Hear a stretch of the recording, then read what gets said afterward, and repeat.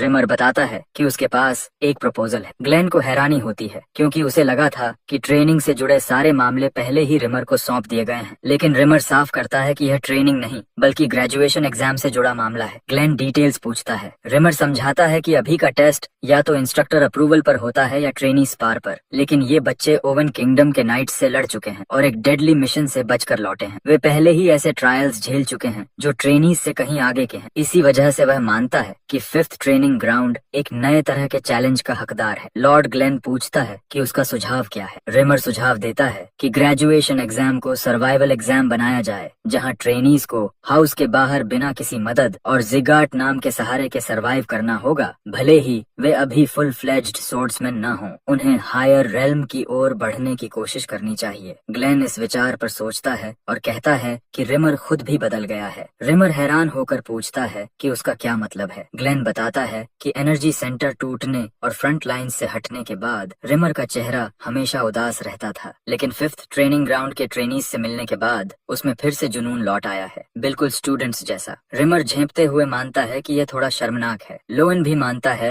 कि रिमर का डिमीनर बेहतर हुआ है। रिमर कहता है कि उसने टीचिंग में अपना टैलेंट खोज लिया है, सिर्फ सोर्ड्समैनशिप में नहीं, और शायद वह अगले किंग को भी ट्रेन करे। ग्लेन पूछता है कि क्या वह रेयन की बात कर रहा है। रिमर कहता है कि बर्न, मार्था या रूनन भी हो सकते हैं। ग्लेन आदेश देता है कि 1 हफ्ते के भीतर नए एग्जाम की रिपोर्ट जमा करे और चेतावनी देता है कि अगर वह असफल रहा तो यह बातचीत कभी हुई ही नहीं मानी जाएगी। रिमर आत्मविश्वास से जवाब देता है कि रिपोर्ट पहले से तैयार है। ग्रेट ट्रेनिंग ग्राउंड में सभी ट्रेनीज इकट्ठा होते हैं। कोई जोर से पूछता है कि रिमर कहाँ है, जबकि उसने सबको बुलाया था। यह असामान्य नहीं है क्योंकि इंस्ट्रक्टर रिमर कभी समय पर नहीं आता। कोई मजाक करता है कि शायद वह गैम्बलिंग हाउस या पब में रात गुजार कर अभी लौटा है। तभी रिमर दरवाजा लात मारकर खोलता है और कहता है कि वह ऑर्फनेज होकर आया था, इसलिए देर हो गई। डोरियन बुदबुदाता है कि अगर झूठ बोलना है तो थोड़ा बिलीवेबल होना चाहिए। रिमर जोर देकर कहता है कि वह सच बोल रहा है। फिर वह एक जरूरी अनाउंसमेंट करता है जिस पर उसने गहराई से सोचा है और आज उन्हें देखकर आखिरी फैसला लिया है। वह घोषणा करता है कि ग्रेजुएशन एग्जाम जल्द शुरू होगा। वे हमेशा ट्रेनी बने नहीं रह सकते। आमतौर पर एग्जाम इंस्ट्रक्टर रिकॉग्निशन या स्पार पर आधारित होता है, लेकिन इस साल ऐसा नहीं होगा। क्यूरियस ट्रेनी पूछता है कि उसका मतलब क्या है। रिमर समझाता है कि वे ओवन किंगडम के नाइट्स से लड़ चुके हैं, साउथ यूनियन के साथ असली बैटल देख चुके हैं और पिछले मिशन में ईडन के हमले से भी बच चुके हैं। इसलिए इस बार उन्हें दुनिया की विशालता दिखाने भेजा जाएगा। ग्रेजुएशन एग्जाम का टॉपिक होगा सर्वाइवल। 1 महीने बाद वे जिगर्ट ट्रेनी स्टेटस छोड़ देंगे और पूरे कॉन्टिनेंट में अलग अलग जगहों पर सिर्फ एक तलवार के सहारे सरवाइव करेंगे। जो डरते हैं उनके लिए ऑल्टरनेटिव टेस्ट भी होगा। इस बीच रूनान रेयन से पूछती है कि क्या वह यह चैलेंज लेगा। हमारा लड़का आत्मविश्वास से सिर हिलाता है। रूनन भी कहती है कि वह भी करेगी। डोरियन उत्सुक होकर शामिल होने का फैसला करता है, सोचते हुए कि इंस्ट्रक्टर के पास जरूर कोई ठोस वजह होगी। मार्था अपनी आदत के मुताबिक कहती है कि सर्वाइवल तो उसके लिए जन्म से ही जीवन का तरीका रहा है। रिमर हैरान होता है कि सबने इतनी आसानी से फैसला कर लिया, खासकर रेयन, और पूछता है कि क्या ट्रेनीज को सच में पता है कि उन्हें कहाँ भेजा जाएगा। वह रेयन को टॉप ट्रेनी बताते हुए कहता है कि बाकी लोग शायद बिना जोखिम सोचे उसके पीछे चल पड़ेंगे। हमारा हीरो शांत स्वर में कहता है कि वह जानता है यह यात्रा कठिन होगी, लेकिन उसे पूरा भरोसा है कि रिमर कभी उन्हें ऐसा चैलेंज नहीं देगा जिसे वे पार न कर सकें। रिमर उसके एटीट्यूड की सराहना करता है, लेकिन चेतावनी देता है कि वह उसके साथ नरमी नहीं बरतेगा। फिर वह डेस्टिनेशंस बताता है। बर्न लवाइन डेजर्ट जाएगा, मार्था सयन कैनियन, रूनन कतान जंगल और रायन नॉर्थ ईस्ट में हैबन कासल। यह सुनते ही रायन को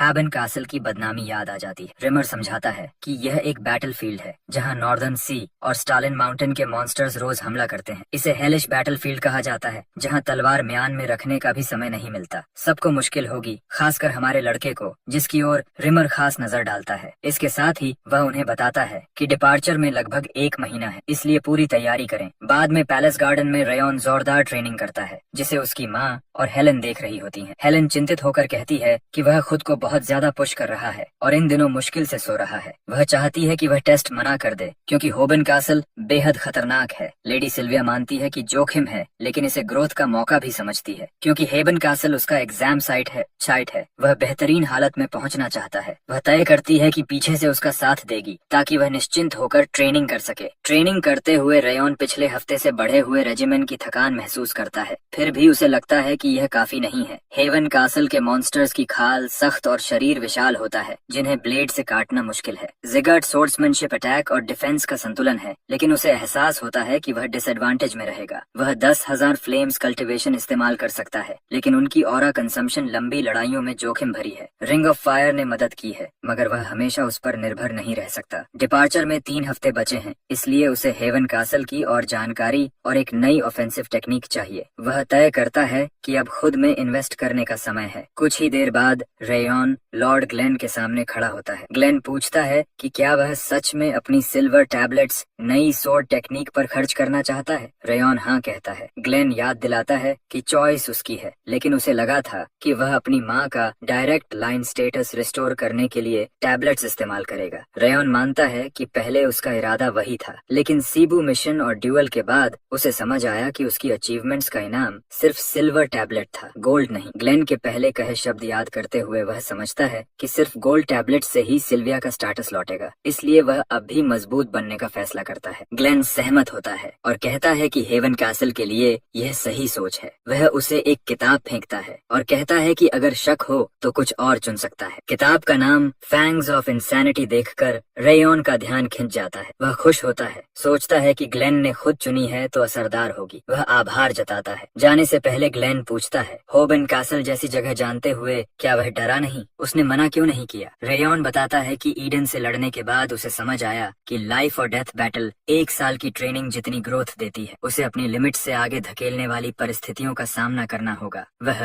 रिमर पर भरोसा करता है। ग्लेन आखिरी सलाह देता है कि स्वॉर्ड टेक्निक इस्तेमाल करने के कई तरीके होते हैं, दृष्टि व्यापक रखनी होगी। तभी रिमर पीछे से प्रकट होकर कहता है कि इसी वजह से वह रेयॉन को सबसे ज्यादा मानता है। उसे खुशी होती है जब कोई स्टूडेंट उसकी मंशा समझ लेता है, और यही बात हमारे हीरो को ब्यूरेन या शार्प टंग्ड मार्था से अलग बनाती है। ग्लेन रिमर को छेड़ते हुए कहता है कि वह कितना खराब टीचर है जो अपने स्टूडेंट्स की पीठ पीछे बुराई करता है, और यह भी हैरानी जताता है कि उसने रेयॉन को फैंग्स ऑफ इंसैनिटी जैसी स्वॉर्ड टेक्निक लेने दी जो गोल्डन टैबलेट के बराबर मानी जाती है। रिमर मजाक में ग्लेन के अपने ग्रैंडसन के लिए असीम प्रेम की बात करता है। ग्लेन शिकायत करता है कि रिमर बहुत बोलता है, मगर रिमर कहता है कि वह तो अब कम बोलने लगा है। फिर भी वह मानता है कि फैंग्स ऑफ इंसैनिटी एक हिंसक टेक्निक है और उसे चिंता है कि रेयॉन इसे कंट्रोल कर पाएगा या नहीं। अब किताब दे दी है तो उसका काम खत्म है, मास्टर करना या नहीं ये हमारे लड़के पर निर्भर है। रिमर बताता है कि ग्लेन की बातों के बावजूद उसने रेयॉन को अहम सलाह दी जो एक दादा का प्यार ही है। ग्लेन पलटकर कहता है कि अगर रिमर बात करने लायक ठीक है तो वह अपनी हाल की चोटों से पूरी तरह रिकवर हो चुका होगा, और उसे सबक सिखाने उठ खड़ा होता है। रिमर घबराकर पेशेंस की गुहार लगाता है, कहता है कि वह अभी पूरी तरह ठीक नहीं हुआ, लेकिन ग्लेन रुकता नहीं। पैलेस के बाहर रोनन भारी थप्पड़ की आवाज से चौंक जाता है। बाद में हमारा प्रोटैगनिस्ट अपने बिस्तर पर बैठा किताब पढ़ता है और सोचता है कि क्या यह सोर्ड्समैनशिप सच में सिल्वर टैबलेट के लायक है। फैंग्स ऑफ इंसैनिटी नाम के मुताबिक एक इंट्यूशन बेस्ड उच्च स्तर की स्वॉर्ड टेक्निक है जो रिलेंटलेस ऑफेंस पर केंद्रित है, जंगली जानवर के दांतों की तरह सीधे गले को चीरने की कोशिश। यह थ्योरी से सीखी जाने वाली चीज नहीं है, असली मास्टरी सिर्फ बैटल एक्सपीरियंस से आती है। इसी वजह से रेयॉन लगातार दूसरे ट्रेनीज से स्पार करता रहा। ग्रेजुएशन एग्जाम से एक दिन पहले तक भी नहीं रुका। वह हायर रेल्म तक पहुंचे बिना रुकने को तैयार नहीं था। जब कोई और स्पार करने लायक नहीं बचा, तब डिपार्चर से ठीक पहले हमारे हीरो ने फैंग्स ऑफ इंसैनिटी के मायने समझने शुरू किए। एग्जाम से एक रात पहले ट्रेनिंग के बाद रेयॉन अपने कमरे में बैठा है और जूडियल उसकी चोटों पर पट्टियां बांध रही है। वह हैरानी से पूछती है कि इन दिनों उसे इतनी ज्यादा चोटें क्यों लग रही हैं, और कहती है कि उसने खुद को बहुत ज्यादा पुश किया है, खासकर जब ग्रेजुएशन एग्जाम कल है। वह जोड़ती है कि लेडी सिल्विया यह देखकर चिंतित होंगी। रेयॉन मानता है कि उसने खुद को बहुत पुश किया क्योंकि रोज स्पारिंग ही फैंग्स ऑफ इंसैनिटी सीखने का तरीका था। जूडियल पूछती है कि क्या इसी वजह से वह उसकी देखभाल पर निर्भर है, और वह सिर हिला देता है। जाने से पहले रेयॉन कहता है कि उसे कुछ बताना है। जूडियल कहती है कि वह सुन रही है। वह स्वीकार करता है कि उसने झूठ बोला था जब कहा था कि उसने उसे रेज वर्म खिलाया। वह पूछता है कि क्या उसे पहले से पता था। जूडियल बताती है कि उसे पूरा यकीन नहीं था, लेकिन शक जरूर था। शुरुआत में उसने सच में मान लिया था क्योंकि डर और जीने की चाह ने शक की गुंजाइश नहीं छोड़ी थी, लेकिन समय के साथ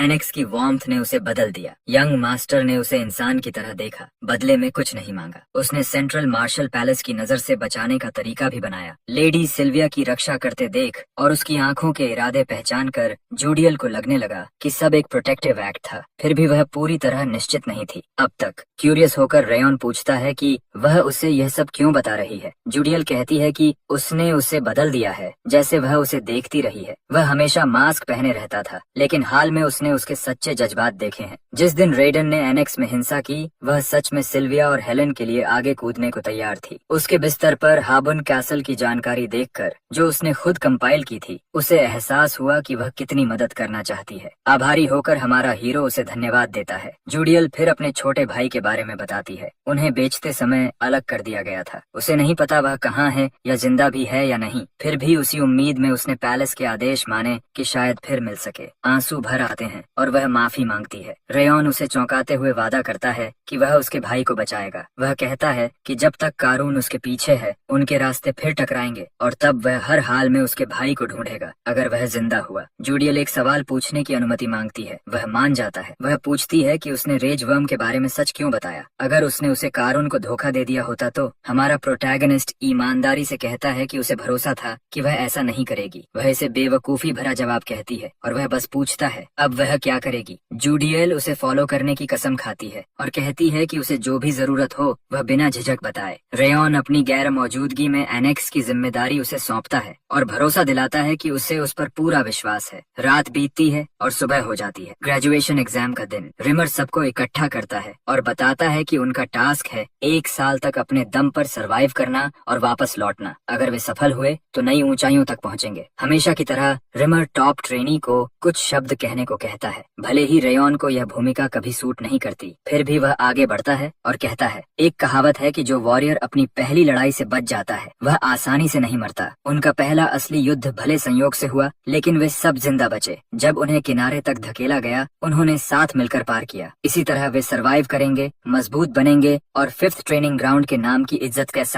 साथ लौटेंगे। वह चिल्लाकर खत्म करता है जीतो, जियो और आगे बढ़ो। पीछे से देखता रिमर सोचता है कि वह हमेशा जानता था कि रेयॉन साधारण नहीं है। बात सिर्फ स्किल की नहीं, उसका शांत दिमाग, बड़ा दिल और रिलेंटलेस मेहनत उसे अलग बनाती है। आखिरी स्पार में रेयॉन ने फैंग्स ऑफ इंसैनिटी भी समझ ली, जिसने रिमर को फिर चौंकाया। वह स्पार के लिए सिर्फ इसलिए माना क्योंकि रेयॉन बाकी सभी ट्रेनीज को थका चुका था और अंत में घायल भी वही हुआ। कितनी बेअदबी। वह मुस्कुराकर सोचता है और मन ही मन रेयॉन से जिंदा लौटने को कहता है ताकि वह नए किंग का जन्म देख सके। अब हेड इंस्ट्रक्टर को सैल्यूट करने का समय है। ट्रेनीज रिमर का धन्यवाद करते हैं। वह उन्हें मजबूत बनने और लौटने को कहता है। डोरियन रेयॉन से कहता है कि वह इस साल पूरी कोशिश करेगा, इसलिए रेयॉन उसे निराश न करे। मार्था भी कहती है कि वह उसकी रणी है, वह मरा तो वह खुद उसे ढूंढ निकालेगी। रेयॉन सोचता है कि क्या उसके दोस्त कभी सीधे बोलते हैं। रूनन चुपचाप उसे एक ट्रीट देती है, बीड आइसक्रीम। रेयॉन चौंक कर पूछता है कि क्या वह सच में इसे छोड़ना चाहती है। वह कहती है कि उसके पास बहुत है और उसे अच्छी यात्रा की शुभकामनाएं देकर चली जाती है। आखिरी विदाइयों के बीच रेयॉन डोरियन को जमीन पर बैठा देखता है। वह कहता है चलने का समय है, लेकिन डोरियन शिकायत करता है कि उसे हेवन कासल क्यों जाना पड़ रहा है। रेयॉन बताता है कि पहले एक जगह रुकना है। डोरियन को घसीटते हुए वह बताता है कि उनका ठिकाना है मर्चेंट सिटी, चमीलियन। बैटलफील्ड से पहले अच्छा इक्विपमेंट लेना है। कैमेलून के बसलिंग सेंट्रल मार्केट में दोनों भीड़ के बीच तलाश करते हैं। सामान बहुत है, लेकिन जो रेयॉन चाहता है वह नहीं मिलता, जिससे उसे शक होता है कि असली चीजें ब्लैक मार्केट में हैं। अचानक डोरियन पूछता है कि वह असल में ढूंढ क्या रहा है, क्योंकि दुकानों में तो कुछ नहीं मिला। वह एक स्टोर फ्रंट की ओर इशारा करता है और पूछता है कि क्या वह अंदर जाना चाहता है। रेयॉन पूछता है कि क्या डोरियन कैमेलून के ब्लैक मार्केट के बारे में जानता है। डोरियन सिर हिलाकर हाँ कहता है। रेयॉन जिज्ञासा से पूछता है कि क्या यह उसका पहला दौरा है और उसे ब्लैक मार्केट के बारे में कैसे पता चला। हल्की मुस्कान के साथ डोरियन बताता है कि भले वह वैसा न लगे, लेकिन वह एक कमर्शियल फैमिली में पला बढ़ा है और ऐसे मामलों से परिचित है। रेयॉन को समझ आता है यही वजह थी कि डोरियन का व्यवहार अलग लगता था। अब बात खुल गई है तो वह सीधा सुझाव देता है कि तुरंत ब्लैक मार्केट चलें। डोरियन बताता है कि एंट्री एक सीक्रेट पैसेज से होती है और पूछता है कि क्या उसे रास्ता पता है। सौभाग्य से रेयॉन को रिमर से इसके बारे में सुनना याद आता है। यह सुनकर डोरियन संतुष्ट हो जाता है। सोचता है कि इंस्ट्रक्टर को रास्ता जरूर पता होगा।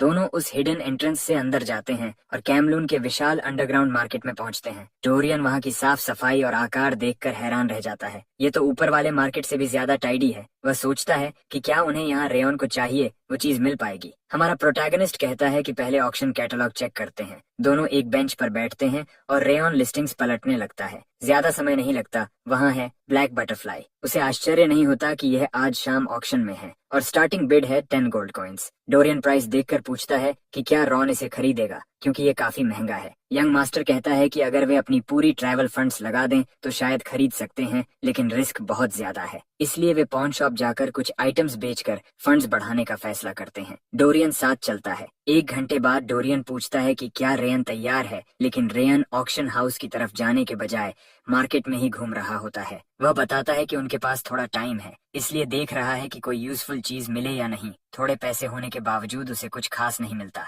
वह कहता है कि कई बार ट्रेजर्स इग्नोर्ड आइटम्स के बीच छुपे रहते हैं, बस सही बायर का इंतजार करते हैं। मार्केट से निकलते समय अचानक रेयॉन्स नजर एक रिंग पर जाती है। उसे लगता है कि यह जिगर्ट के पहले हेड की रिंग हो सकती है। उसे याद आता है वही इमेज जो उसे 10,000 फ्लेम्स कल्टीवेशन सीखते वक्त मिली थी। उसे विश्वास नहीं होता कि यह यहाँ है। वह शॉप ओनर से प्राइस पूछता है। ओनर कहता है कि यह रिंग स्ट्रेंथ बढ़ाती है और माइंड क्लियर करती है और इसकी कीमत है 5 गोल्ड कॉइन्स। डोरियन शॉक हो जाता है और शॉपकीपर पर चीटिंग का आरोप लगाता है। वह कहता है कि अगर रिंग इतनी वैल्यूएबल होती तो मैजिक शॉप में होती, न कि इस शैबी स्टॉल में। डोरियन रिंग की प्लेन डिजाइन और क्रैक्स दिखाकर कहता है कि यह तो गोल्ड भी नहीं लगती। वह मजाक में कहता है कि कोई इसे ट्रैश में भी नहीं उठाएगा। अंत में वह डील करता है 1 gold coin. Shopkeeper reluctantly agree कर लेता है। रेयन डोरियन की नेगोशिएशन स्किल्स की तारीफ करता है। तभी रात प्रकट होता है और कहता है कि इस रिंग में एक सीक्रेट छुपा है, और डोरियन की बार्गेनिंग देखकर प्रभावित होता है। हमारा हीरो सोचता है कि डोरियन एक मास्टर नेगोशिएटर है, लेकिन शायद आइटम की ट्रू वर्थ नहीं जानता। तभी एक मास्क्ड यंग वुमन अपने असिस्टेंट के साथ आती है और पूछती है कि क्या रॉन ने रिंग के लिए पेमेंट कर दी है।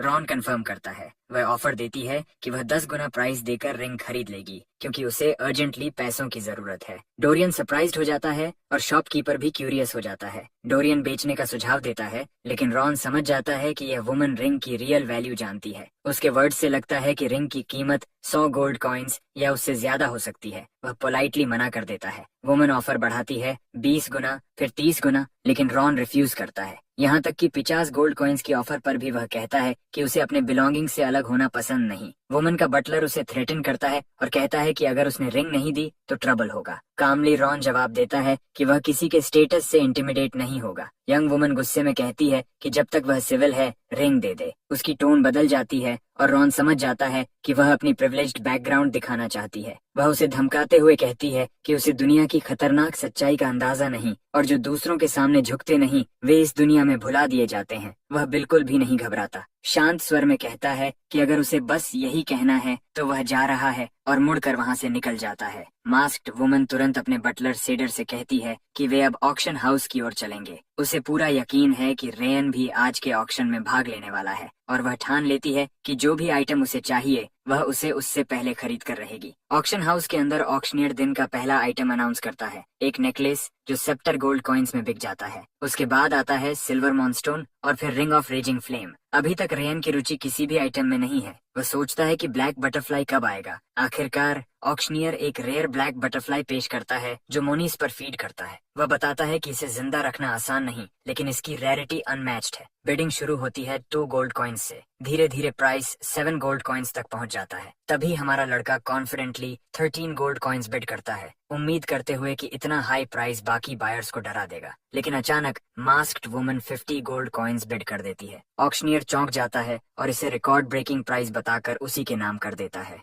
वुमन सेडर से कहती है कि वे अब जा रहे हैं, क्योंकि उसे साफ दिख गया है कि रेयन का इंटरेस्ट सिर्फ बटरफ्लाई में था। वही उसका असली लक्ष्य था। वह घोषणा करती है कि अब उसका उससे कोई लेना देना नहीं। डोरियन उसे पहचान लेता है। वह कहता है कि अब तो वह अपना हॉस्टिलिटी छुपा भी नहीं रही। वह पूछता है कि अब क्या करें, क्योंकि अगला ब्लैक बटरफ्लाई आने में काफी समय लग सकता है। रेयन उसे शांत करते हुए कहता है कि चिंता मत करो, पहले बाहर चलते हैं और नाइट ट्रैवल के लिए क्लोथ्स खरीद लेते हैं। डोरियन हैरान होकर पूछता है कि अचानक कपड़ों की क्या जरूरत है। तब हमारा हीरो कैजुअली कहता है कि वह उस बटरफ्लाई को वापस चुराने वाला है। यह सुनकर डोरियन पूरी तरह स्टन्ड रह जाता है। महाद्वीप के हर टॉप असैसिन की एक खास पहचान होती है, कोई स्पीड के लिए, कोई स्मूथनेस के लिए, तो कोई शार्पनेस के लिए। लेकिन अपने पिछले जीवन में राउंड जार्ट सबसे ज्यादा मशहूर था स्टेल्थ के लिए। उसकी सबसे बड़ी ताकत थी उसकी फुटवर्क, शैडोलेस स्टेप्स। उसे लगा था कि नए जीवन में उसे ये स्किल फिर कभी नहीं चाहिए होगी, क्योंकि वह सुप्रीम हार्मनी स्टेप्स सीखने वाला था।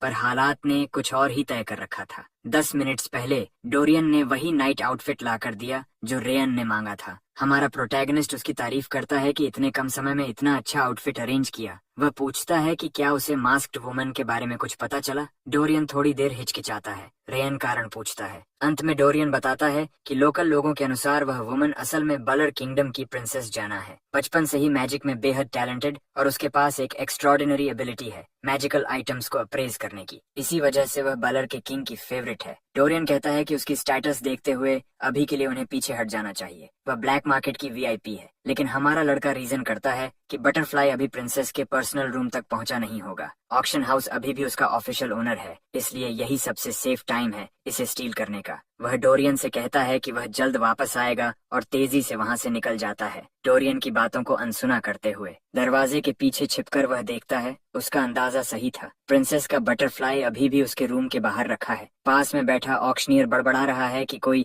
50 गोल्ड कॉइन्स में इतना यूजलेस ऑर्नामेंटल बटरफ्लाई क्यों खरीदता है। उसका दोस्त कार्ड गेम में बिजी है और कहता है कि गेम पर ध्यान दो। रेयन की नजर बटरफ्लाई पर टिक जाती है। गार्ड्स आसपास हैं, लेकिन सब डिस्ट्रैक्टेड हैं। उसे पता है कि ब्लैक बटरफ्लाईज को बर्ड केजेस में रखा जाता है क्योंकि वे इनक्लोज्ड स्पेसेस में मर जाते हैं। बटरफ्लाई मैजिक स्टोन्स की हाई प्यूरिटी मना की तरफ नेचुरली अट्रैक्ट होती है, लेकिन जैसे ही उसे 10,000 फ्लेम्स कल्टीवेशन की और भी ज्यादा प्योर मैना महसूस होगी, वह खुद केज से बाहर आ जाएगी। रॉन क्वाइटली माना रिलीज करता है। अगले ही पल बटरफ्लाई केज से निकलती है, उड़कर उसके पास आती है और सीधे उसके हाथ पर आकर बैठ जाती है। इस तरह वह बटरफ्लाई को चुरा लेता है। कुछ ही देर में एक गार्ड केज खाली देखकर चौंक जाता है। दूसरा, जो अभी भी कार्ड गेम में बिजी था, पहले यकीन नहीं करता। फिर दोनों को समझ आता है कि बटरफ्लाई गायब है। स्टाफ पैनिक में सर्च शुरू कर देते हैं और हमारा प्रोटैगनिस्ट बटरफ्लाई को अपने साथ लिए वहां से बिना किसी को पता चले निकल जाता है। इस बीच डोरियन बेचैनी से इंतजार कर रहा था। उसे डर था कि अगर यंग मास्टर पकड़ा गया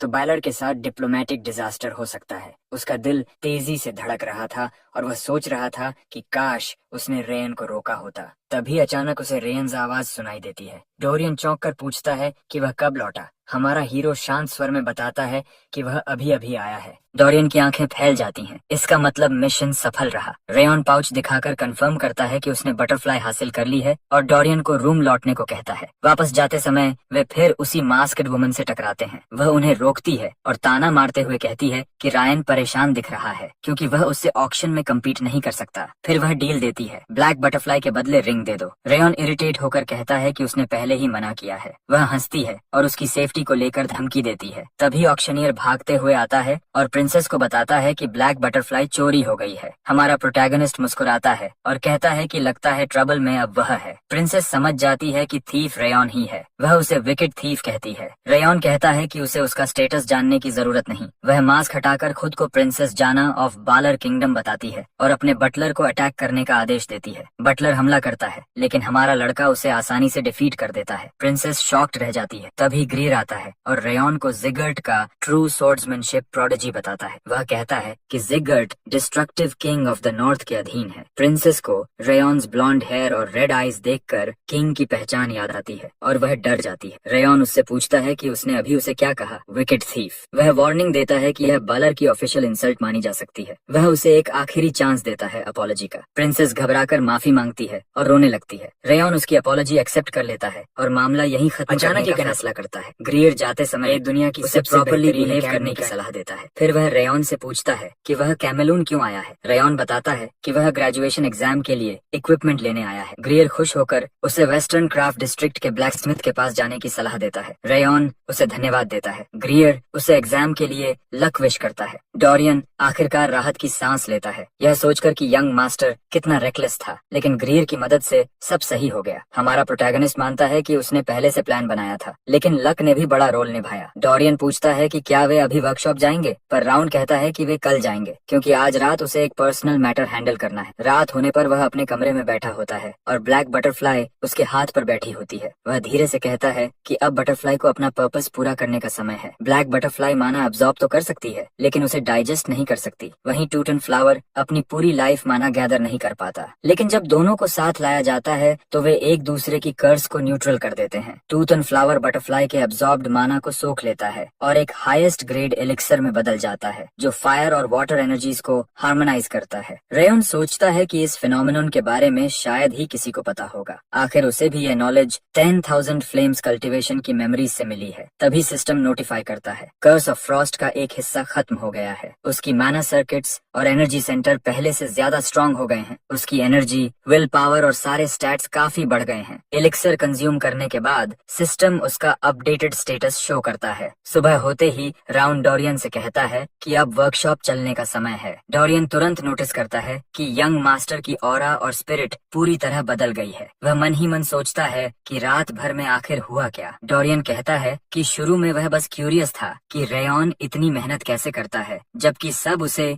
जिगर्ट फैमिली का शेम मानते हैं। लेकिन अब उसे लगता है कि 5th ट्रेनिंग ग्राउंड में रेयन ही असली जिगर्ट है। इसी वजह से वहाँ के सारे लोग उसे फॉलो करते हैं। उसे भरोसा है कि रेयन्स स्ट्रेंथ से वह अपने फैमिली प्रॉब्लम्स भी सॉल्व कर सकता है। रेयन उसे बुलाता है और कहता है कि सोड लेने के बाद तुरंत निकलना है। डोरियन डिसाइड करता है कि वह रेयन्स साथ स्ट्रांग बनेगा। चलते चलते रेयन कहता है कि वह हबून कासल तक उसके स्टार कनेक्टिंग सोर्ड की फॉर्म सुधारने वाला है। डोरियन सोचता है कि क्या यह सही आइडिया है। कुछ देर बाद वे एक स्मॉल वर्कशॉप पहुंचते हैं और बताते हैं कि वे सर ग्रियर की रिकमेंडेशन से आए हैं। ब्लैकस्मिथ पूछता है कि क्या वे थर्ड प्रिंस ओवेन की बात कर रहे हैं। रेयन कंफर्म करता है। ओल्ड ब्लैकस्मिथ रेयन्स प्रेजेंस देखकर शॉक्ड हो जाता है। वह कहता है कि यह बॉय ग्रियर से भी ज्यादा पावरफुल लगता है। ब्लैकस्मिथ कहता है कि रेयन्स ऑरा प्रिंसेस से अलग है और पूछता है कि क्या वह जिगर्ट है। डोरियन हैरान हो जाता है कि उसने यह बिना बताए पहचान लिया। रात प्रकट होता है और कहता है कि यही असली ब्लैकस्मिथ होता है। ओल्ड मैन अपना नाम बताता है, कुबराद। यह नाम सुनकर रेयन को याद आता है कुबराद जेटन, लेजेंडरी स्मिथ जिसके बनाए सोर्ड्स पूरे कॉन्टिनेंट में मशहूर हैं। क्यूरियस होकर कुबराद पूछता है कि वे यहाँ क्यों आए हैं। रेयन कहता है कि उसे अपने जर्नी के लिए एक पावरफुल सोर्ड चाहिए। ओल्ड ब्लैकस्मिथ पूछता है कि क्या वह सोर्ड फोर्ज करवाने आया है। राउंड कहता है कि वह अभी सोर्ड्समैन भी नहीं है और उसकी पहली सोर्ड कोई और बनाएगा। कुबराद अंदाजा लगाता है कि वह वल्कन होगा। रेयन कंफर्म करता है। ओल्ड मैन हंसते हुए कहता है कि वल्कन उसके लिए रिटायरमेंट से बाहर आया है, इसलिए वह उस सोर्ड को नहीं छीन सकता। वह कहता है कि रेयन यहाँ से एक टेम्पररी सोर्ड चुन सकता है क्योंकि वह कभी हाफ हार्टेड वर्क नहीं करता। डोरियन भी पूछता है कि क्या वह चूज कर सकता है। कुबराद अग्री कर देता है। दोनों वर्कशॉप में सोर्ड्स देखने लगते हैं। रेयन वेपन्स की क्वालिटी देखकर इम्प्रेस्ड होता है। हर ब्लेड मास्टरपीस जैसा है। तभी उसकी नजर एक रेड सोर्ड पर टिक जाती है। दूसरी तरफ डोरियन भी कंफ्यूज्ड है कि क्या चुने क्योंकि हर वेपन टॉप ग्रेड लगता है। कुबराद अचानक उस रेड सोर्ड की एनर्जी महसूस करता है और चिल्लाता है कि उसे नीचे रख दो। वह बताता है कि यह ब्लेड पोजेस्ड है और इसकी गास्ली ऑरा किसी को भी कंज्यूम कर सकती है। डोरियन को लगता है कि इतनी टेंशन की जरूरत नहीं, पर कुबराद इंसिस्ट करता है। फिर वह हैरान हो जाता है कि सोर्ड की एनर्जी रेयन्स बॉडी में पेनिट्रेट ही नहीं कर पा रही। रात प्रकट होता है और गुस्से में उस सोर्ड को लूली वर्मिन कहता है। धमकी देता है कि वह उसे फ्रीज और शैटर कर देगा। रेयन रात को शांत रहने को कहता है। रात इंसिस्ट करता है कि अगर वह नहीं होता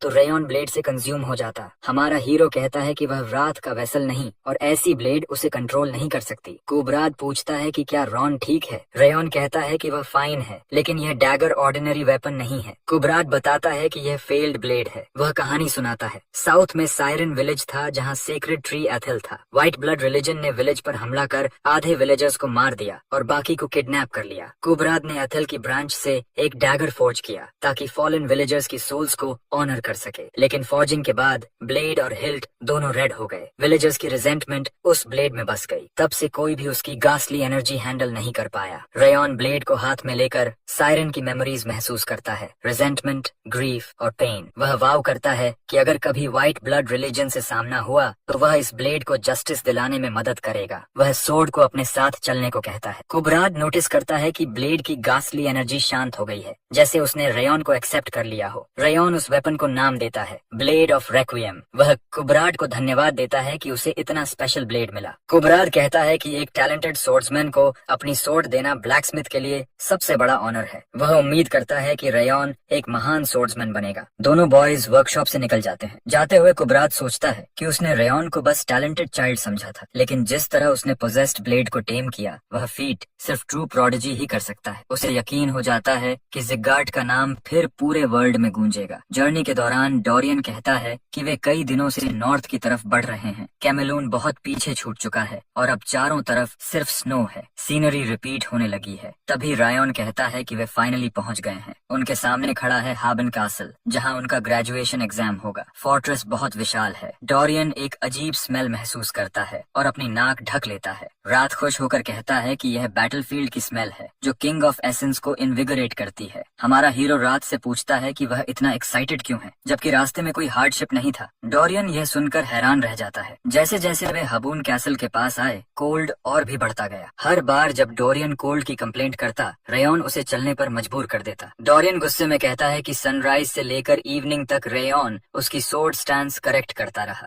नाइट वॉच के दौरान भी प्रैक्टिस करवाता रहा। उसे जर्नी में एक भी रात की नींद नहीं मिली। वह पूछता है कि फिर कैसे कह सकते हैं कि हार्डशिप्स नहीं थे। रात इरिटेट होकर मानता है कि डलर्ड सही है और कहता है कि राउंड को ट्रेनिंग में मॉडरेशन रखनी चाहिए। तभी कासल के गेट्स खुलते हैं और टिरियन वाइस कमांडर सामने आता है। वह पूछता है कि क्या वे न्यू मर्सनरीज हैं। वह खुद को उनका सुपीरियर ऑफिसर बताता है और कहता है कि अब वही उन्हें लीड करेगा। रेयन खुशी से कहता है कि उसे उसके साथ काम करने का इंतजार है। टिरियन डोरियन की हालत पूछता है और रेयन कहता है कि चिंता की जरूरत नहीं, यह सब नॉर्मल है। कासल के अंदर एंटर करते हुए रेयन डोरियन को खींच कर ले जाता है। डोरियन घर जाने की भीख मांगता है। हमारा प्रोटैगनिस्ट नोटिस करता है कि एनवायरनमेंट बेहद हार्श है। वॉल्स पर लगातार डिस्ट्रक्शन और रिपेयर के निशान हैं। रेजिडेंट्स पूरी तरह एग्जॉस्टेड लगते हैं। ब्लड और बर्निंग कॉर्प्सेस की स्मेल पत्थरों में बस चुकी है। रेयन को याद आता है कि यही इन्फॉर्मेशन जूडियल ने दी थी। वह सोचता है कि बिना यहाँ आए उसने इतना सब कैसे पता किया। पैलेस के पास पहुँचते समय एक गर्ल क्यूरियोसिटी से उन्हें देखती है। यह युवा है, फ्रॉस्ट की ब्रांच एम्प्लॉई। ओल्ड मैन युवा को शॉप खोलने के लिए बुलाता है और वह तुरंत मदद के लिए आगे आती है, जिससे हमारा हीरो प्रभावित होता है। कैसल के अंदर टिरियन कमांडर को अनाउंस करता है और दोनों ट्रेनीज को इंट्रोड्यूस करता है। कमांडर माइलैंड उनका स्वागत करता है। रेयन पहचान लेता है कि यह वही मिलैंड है जिसे जायंट ऑफ द नॉर्थ कहा जाता है, जिसने 20 ईयर्स से कासल को प्रोटेक्ट किया है। रात भी उसकी गेज देखकर कहता है कि यह एक ट्रू जनरल की नजर है। मिलैंड बताता है कि सिर्फ इस रूम में मौजूद लोग उनकी रियल आइडेंटिटी जानते हैं। वह कहता है कि यहाँ कोई ट्रेनिंग नहीं होगी, सिर्फ बैटल और कोल्ड विंड्स होंगी। अगर उन्हें कंफर्ट चाहिए तो वे वापस जा सकते हैं। डोरियन आधे मजाक में पूछता है कि क्या सच में जा सकता है। रेयन फर्मली कहता है कि वे स्ट्रांग बनने आए हैं और किसी भी बैटलफील्ड को एक्सेप्ट करेंगे। कमांडर उनकी रिजॉल्व से खुश होता है। वह उन्हें ऑर्डिनरी सोल्जर की रैंक देता है और चार्ल्स को ऑर्डर करता है कि उन्हें 3rd स्काउटिंग पार्टी में असाइन करे। तो चार्ल्स उन्हें क्वार्टर्स की ओर ले जाता है। जाते समय टिरियन कमांडर से कहता है कि उसे न्यू कमर्स पसंद नहीं। कमांडर पूछता है कि क्यों। टिरियन कहता है कि डोरियन फियर से पैरालाइज्ड लग रहा था, जबकि रेयन बहुत रिलैक्स्ड दिख रहा था, जैसे यहाँ फन के लिए आया हो। उसे लगता है कि वे हेल्प से ज्यादा ट्रबल बनेंगे। वह कहता है कि रेयन फ्लावर ब्रेसलेट पहनता है, जिससे वह वॉरियर नहीं लगता। मिलैंड जवाब देता है कि अपीयरेंस पर मत जाओ, दोनों ने जिगर्ट का टफेस्ट ट्रेनिंग कंप्लीट किया है, पहले ऑब्जर्व करेंगे। मिलैंड पूछता है कि उसे हर 2 वीक्स में रिपोर्ट्स भेजने को क्यों कहा गया। चार्ल्स बताता है कि यह ऑर्डर जार्ट्स लॉर्ड मैनर से आया है। इसका मतलब नॉर्दर्न कॉन्करर खुद उन पर नजर रख रहा है। कमांडर कहता है कि दोनों की हर एक्शन का डिटेल रिपोर्ट बनाना होगा। यह अनहर्ड ऑफ है। ग्लेन भी कॉन्करर के मोटिव से पजल्ड है। कासल में डोरियन रूम को डेकोरेट कर देता है। रेयन सरप्राइज्ड हो जाता है क्योंकि रूम कुछ देर पहले ग्लूमी था। डोरियन बताता है कि वह गोल्डन कर्टन और बाकी डेकोरेशन पहले से बैग में लाया था। रेयन पूछता है कि क्या डिफरेंट कलर्स भी हैं। डोरियन हाँ कहता है। तभी रेडन 3rd स्काउटिंग पार्टी का लीडर आता है और कहता है कि तुरंत रेडी हो जाओ, उन्हें मिशन पर निकलना है। जिगर्ट एस्टेट में ग्लेन रिमर से मिलता है। रिमर बताता है कि सीक्रेट बैंकेट रेयन्स स्टेटस चेक करने वाला है। वह प्राउड होकर कहता है कि रेयन ने स्नो टाइगर बैंडिट्स मिशन में 2 टोन फ्लावर अब्सॉर्ब किया। उसने बालर प्रिंसेस की प्राइड भी हर्ट की। ग्लेन कहता है कि प्रिंसेस को एंगर दिलाना ठीक नहीं। रिमर कहता है कि प्रिंसेस ने पहले प्रोवोक किया था। सीक्रेट बैंकेट भी बटरफ्लाई थेफ्ट का ट्रूथ नहीं जान पाएगा। तभी उसे पता चलता है कि ग्लेन ने रेयन और डोरियन को हेवन कैसल से वापस बुला लिया है। वह शॉक हो जाता है। ग्लेन कहता है कि फैमिली ट्रबल अवॉइड करने के लिए ऐसा किया। रिमर सुनता है कि ग्लेन हेवन कैसल से रिपोर्ट्स भी ले रहा है। वह मजाक में कहता है कि ग्लेन रेयन्स ग्रेटनेस एक्सेप्ट कर ले।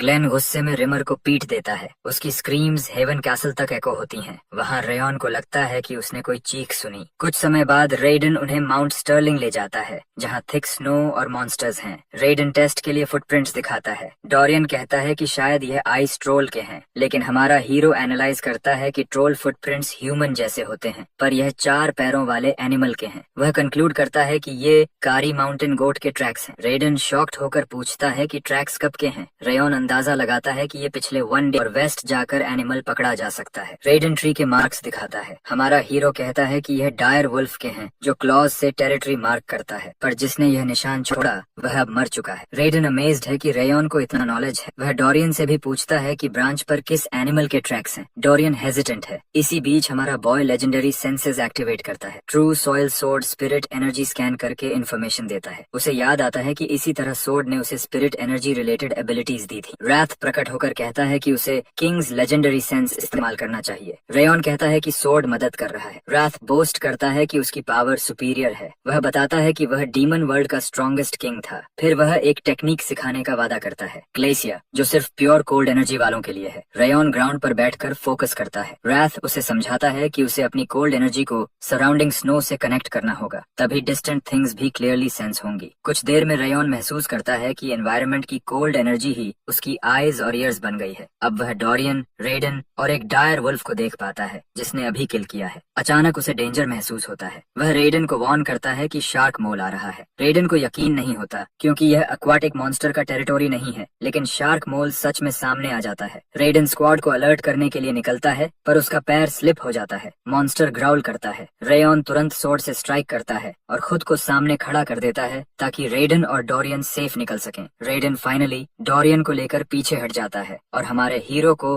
केयरफुल रहने को कहता है। शार्क मोल्स उस पर अटैक करते हैं। रेयन रैबिट फैंग सोर्ड से डिफेंड करता है और नोटिस करता है कि सोर्ड की परफॉर्मेंस उसके एक्सपेक्टेशन से भी बेटर है। वह ऑरा के बिना ही सोर्ड टेक्निक्स से मॉन्स्टर्स को होल्ड ऑफ कर लेता है। रेयन की कोल्ड एनर्जी अब भी एनवायरनमेंट से कनेक्टेड रहती है, जिससे उसकी स्वॉर्ड्समैनशिप इंप्रूव होती है और वह शार्क्स के मूवमेंट्स प्रिडिक्ट कर पाता है। वह धीरे धीरे रैबिट फैंग सोर्ड और ग्लेशिया दोनों में मास्टरी हासिल करने लगता है। वह मानता है कि हवून कासल आना सही फैसला था। कुछ देर बाद रेडन रीइंफोर्समेंट्स के साथ लौटता है, लेकिन तब तक हमारा हीरो सभी मोल शार्क मॉन्स्टर्स को डिफीट कर चुका होता है। रेडन पूरी तरह स्टन्ड रह जाता है। रेडन को एहसास होता है कि उसने न्यू कमर पर भरोसा नहीं किया और स्क्वाड को खतरे में डाल दिया। वह झुककर रेयन से माफी मांगता है और धन्यवाद देता है। हमारा बॉय कहता है कि अगर उसकी जगह रेडन होता तो वह भी ऐसा ही करता। रेडन अब रेयन्स ट्रू कैरेक्टर समझ जाता है और उसे हेवन से आया सेवियर मानता है। वह न्यूबी की फर्स्ट मिशन सेलिब्रेट करने के लिए सबको टैवर्न में बुलाता है। टैवर्न में सोल्जर्स रेयन्स अचीवमेंट पर डाउट करते हैं, पर रेडन उसे डिफेंड करता है। रात फूड में बिजी होकर कहता है कि चीज और पाइनएप्पल बेस्ट कॉम्बिनेशन है। डोरियन मजाक करता है कि रेयन्स टेस्ट बड्स यूनिक हैं। तभी युवा आती है और हमारे हीरो की तारीफ करते हुए मेन्यू दिखाती है। मेन्यू देखकर पता चलता है कि रात को मिंट चॉकलेट चिप आइसक्रीम चाहिए। रेयन रिलक्टेंट होता है, लेकिन युवा इंसिस्ट करती है कि हेवन कासल का मिंट सबसे फ्रेश है। आखिरकार वह आइसक्रीम ऑर्डर कर देता है। स्क्वाड मेंबर्स उससे पूछते हैं कि उसने 6 शार्क मोल्स कैसे डिफीट किए। सब उसकी तारीफ करते हैं और कहते हैं कि उसे जल्दी प्रमोशन मिलेगा। हमारा हीरो इतने कॉम्प्लीमेंट से थोड़ा ऑकवर्ड महसूस करता है। युवा आइसक्रीम सर्व करती है। रात एक्साइटेड होकर कहता है कि यह कोल्ड और स्वीट है, बिल्कुल उसके जैसा। तभी हमारा बॉय रात से पूछता है कि क्या ग्लेशिया को और वेज में यूज किया जा सकता है। रात बताता है कि ग्लेशिया सिर्फ डिटेक्शन नहीं, बल्कि कोल्ड एनर्जी को एफिशिएंटली यूज करने का अल्टीमेट मेथड है। रेयन समझ जाता है कि वह इसे अटैक और डिफेंस दोनों में इस्तेमाल कर सकता है। रेयन डिसाइड करता है कि 1 ईयर में ग्लेशिया मास्टर करेगा, पर उसे टाइम ज्यादा लगता है। वह रात से बेट करता है कि वह इसे 6 मंथ्स में मास्टर कर लेगा। रात हेजिटेंट होता है, लेकिन जब रेयन टाइम को 5 मंथ्स कर देता है तो रात अग्री कर जाता है। प्लेजेंट नाइट के बाद दोनों डॉम्स लौटने लगते हैं। जाते समय युवा हमारे हीरो को पाइनएप्पल कुकीज देती है जो उसने लेफ्ट ओवर पाइनएप्पल से बनाई हैं। रेयन उसे धन्यवाद देता है। उसी समय माउंटेन्स में पेट्रोल टीम 3 हेवन कैसल को रिपोर्ट देने दौड़ती है कि नियर बाय एरिया में आइस ट्रोल्स गैदर हो रहे हैं। अगली सुबह रेडन बताता है कि उन्हें आइस ट्रोल्स एलिमिनेट करने का ऑर्डर मिला है। डोरियन पैनिक हो जाता है क्योंकि उनकी फर्स्ट मिशन तो बस कल थी। रेडन कहता है कि यह हायर कमांड का फैसला है। कमांडर माइलैंड को पेट्रोल टीम 2 से रिपोर्ट मिली है कि अंडरग्राउंड पिट नंबर 4 के पास एक ग्रुप ऑफ आइस ट्रोल्स देखा गया है। कमांडर को रिपोर्ट मिलता है कि थेलियन ice trolls nearby area में दिखे हैं। वाइस कमांडर टेरियन ऑर्डर देता है कि ट्रोल्स को तुरंत एलिमिनेट किया जाए। वह टेरियन और वुल्व्स मर्सनरीज को मिशन पर भेजता है। पेट्रोल टीम 3 भी साथ जाती है क्योंकि उसे पता है कि रेयन ने शार्क मोल्स को सोलो डिफीट किया था। प्रेजेंट में रेडन कहता है कि सब जल्दी रेस्ट करो क्योंकि सुबह मिशन के लिए निकलना है। रेडन के जाने के बाद डोरियन पैनिक हो जाता है। वह पूछता है कि सोर्ड्स ट्रोल्स के खिलाफ इफेक्टिव हैं या नहीं। रेयॉन कामली बताता है कि आइस ट्रोल्स की स्किन थिन होती है और ऑरा इम्ब्यूड सोर्ड से वे मारे जा सकते हैं, लेकिन ट्रोल्स की रिजेनरेशन पावर स्ट्रांग होती है। डोरियन डर जाता है, पर हमारा हीरो उसे रियश्योर करता है कि स्पीड यूज करे तो वह ट्रोल को डिफीट कर सकता है। डोरियन नर्वस रहता है तो रेयॉन उसे ड्यूल करने का आइडिया देता है ताकि उसका फियर खत्म हो सके। डोरियन तुरंत एक्सेप्ट करने का दिखावा करता है और प्राउडली कहता है कि ट्रोल्स वीक हैं, फिर जाकर सो जाता है। अगले दिन हेवन कैसल के गेट पर अटेंडेंस होती है। डोरियन एग्जॉस्टेड दिखता है और वह कहता है कि ड्यूल से बेहतर कुछ भी है। तभी वुल्व्स मर्सनरीज के कैप्टन बेटो आता है और रेयॉन से ग्रीट करता है। वह कहता है कि उसके मर्सनरीज राउंड से ड्यूल करने को ईगर हैं। बेटो चला जाता है। राथ वार्न करता है कि बेटो डेंजरस है, उसकी आईज स्नेक जैसी हैं और ऐसे लोग यूजुअली बैक स्टैबर्स होते हैं। रेयॉन भी उसकी ऑरा देखकर अनईजी महसूस करता है। यह सोल्जर्स के लिए फूड लेकर आती है। सब उसे हेवन कैसल की मैस्कॉट की तरह ट्रीट करते हैं। वह हमारे हीरो को बीफ जर्की देती है और कहती है कि यह उसकी फर्स्ट एक्सपेडिशन के लिए है। टिरियन सभी सोल्जर्स को लाइन अप होने का ऑर्डर देता है और बताता है कि उनका टारगेट माउंट स्टर्लिंग और नॉर्दर्न सी के बीच के आइस ट्रोल्स हैं। मार्च के दौरान मर्सनरी स्काउट्स को अपने बैग्स उठाने का ऑर्डर देते हैं। वे स्काउट्स का मजाक उड़ाते हैं और कहते हैं कि फाइटर्स को कॉम्बैट के लिए स्ट्रेंथ बचानी है, इसलिए स्काउट्स को लोड उठाना पड़ेगा। रेडन कहता है कि यह ट्रेडिशन है, स्काउट्स को हमेशा गियर उठाना और बैटलफील्ड साफ करना पड़ता है। रेयॉन को यह बिहेवियर अब्सर्ड लगता है। स्काउट्स सबसे ज्यादा रिस्क लेते हैं, ट्रैप्स फेस करते हैं, फिर भी उन्हें डिसरिस्पेक्ट मिलता है। रेडन कहता है कि कैप्टन इडिक्विल इसे नॉर्मल मानता है। यह सुनकर हमारा प्रोटैगनिस्ट डिसाइड करता है कि वह इस टॉक्सिक ट्रेडिशन को खत्म करेगा और एडिक्विल को क्रश करेगा। डेजिग्नेटेड लोकेशन पर पहुंचने के बाद भी सोल्जर्स को कोई आइस ट्रोल नहीं दिखता। राइडन इंसिस्ट करता है कि उसने थियाना ट्रोल्स फॉरेस्ट एज पर देखे थे। कैप्टन एडिक्विल कहता है कि स्काउट्स को अकेले नहीं जाना चाहिए था। फिर भी सर्च शुरू होती है। आवर्स के बाद भी कोई ट्रैक्स नहीं मिलते। हमारा हीरो सोचता है कि चाहे ट्रोल्स कम निशान छोड़ें, कुछ तो ट्रेस होना चाहिए। रेयॉन टिरियन से परमिशन मांगता है कि वह ग्लेशिया से सर्च करे। एडिक्विल उसे रोककर कहता है कि कैंप सेटअप करो और टाइम वेस्ट मत करो। टिरियन उसे चांस देता है। रेयॉन ग्लेशिया एक्टिवेट करता है और अनाउंस करता है कि ट्रोल्स माउंट स्टर्लिंग के नॉर्थ वेस्ट फ्रोजन वैली में हैं। एडिक्विल गुस्से में उसे लायर और इरिस्पॉन्सिबल कहता है। रेयॉन कामली कहता है कि वह जोक नहीं कर रहा। टिरियन पूछता है कि उसने कैसे लोकेट किया। वह बताता है कि उसने एनर्जी डिटेक्शन टेक्निक यूज की है। टिरियन डाउट करता है, पर रेयॉन्स रेड आइज देखकर उसे ट्रस्ट करने लगता है। उसे याद आता है कि जिगार्ड फैमिली में सिर्फ रिमर ही ऐसी एबिलिटी रखता है, इसलिए वह ऑर्डर देता है कि स्क्वाड फ्रोजन वैली की ओर मूव करे। रेयॉन एडिक्विल से बेट रखता है। अगर ट्रोल सच में वहां मिले तो स्नो स्क्वाड स्काउट्स का सम्मान करेगी और अपना गियर खुद उठाएगी। अगर नहीं तो वह एडिक्विल की हर बात मानेगा। एडिक्विल एक्सेप्ट करता है। स्क्वाड आगे बढ़ती है। नियर बाय छिपा एक क्लोक्ड मैन शॉक्ड होता है कि सोल्जर्स सही दिशा में जा रहे हैं और डिले करने के लिए मॉन्स्टर्स समन करता है। फ्रोजन वैली पहुंचते ही ट्रोल्स सामने आ जाते हैं। एडिक्विल टीथ ग्रिट करता है। हमारा बॉय उसे बेट याद दिलाता है और कहता है कि बैटल के बाद चोर्स स्क्वाड की जिम्मेदारी हो। टिरियन इंटरवीन करता है और ऑर्डर देता है कि ट्रोल्स पर अटैक शुरू करो। एरोस की बराज से ट्रोल्स कमजोर पड़ जाते हैं। कमांडर कहता है कि ट्रोल्स को रिजेनरेट करने का चांस मत दो। सोर्ड्समैन आगे बढ़कर उन्हें फिनिश कर देते हैं। हमारा हीरो फॉर्मेशंस देखकर इम्प्रेस्ड है। तभी उसकी नजर बेटो पर जाती है। बैटल में उसकी आईज इंटेंस और फोकस्ड हैं। डोरियन देखता है कि रेयॉन फाइट में रश नहीं कर रहा। वह पूछता है कि वह पीछे क्यों खड़ा है। उसे समझ नहीं आता कि हमारा हीरो इस बार इतना काम क्यों है, जबकि हमेशा सबसे आगे रहता है। हमारा प्रोटैगनिस्ट कहता है कि इस मिशन का मकसद स्काउट्स की प्रोटेक्शन है, इसलिए वे स्टैंड बाय रहेंगे। वह बताता है कि उसे एक अलग एनिमी फेस करना है। रेडन सोर्ड्समैन को फ्रंट से अटैक करने और क्रॉसबो यूजर्स को डिस्ट्रैक्ट करने का ऑर्डर देता है। ट्रोल्स शुरुआत से ही ओवरवेल्म्ड हैं। तभी रेडन को डेंजर महसूस होता है। एक आइस ट्रोल वॉरियर और शामन उनकी तरफ आ रहे हैं। वॉरियर रोडन पर जंप करता है, लेकिन टिरियन और बेटो उसे बचा लेते हैं। शामन ऊंचाई से मैजिक सपोर्ट देता है। वाइस कमांडर ऑर्डर करता है कि स्नो स्क्वाड वॉरियर को सप्रेस करे और स्काउट्स शामन की इंकैंटेशन को डिसरप्ट करें। तभी एक cloaked man ice bolts fire करता है, पर हमारा हीरो उन्हें डिस्ट्रॉय कर देता है। टिरियन उसे पहचान लेता है। यह ईडन है। ईडन ऊपर एक फॉर्मेशन बनाकर कोल्ड शैडो डीमन कर्स कास्ट करता है। सोल्जर्स अनबेरेबल प्रेशर से नीज पर गिर जाते हैं। वह कहता है कि रेस्टोरेशन प्लान के लिए वह सबको मार देगा। तभी रेयॉन उस कर्स के बीच मूव करता है और ईडन पर स्ट्राइक करता है। वह बताता है कि उसने लाइफ भर इससे भी स्ट्रॉन्गर कर्स सहा है। Rayon rabbit Fang sword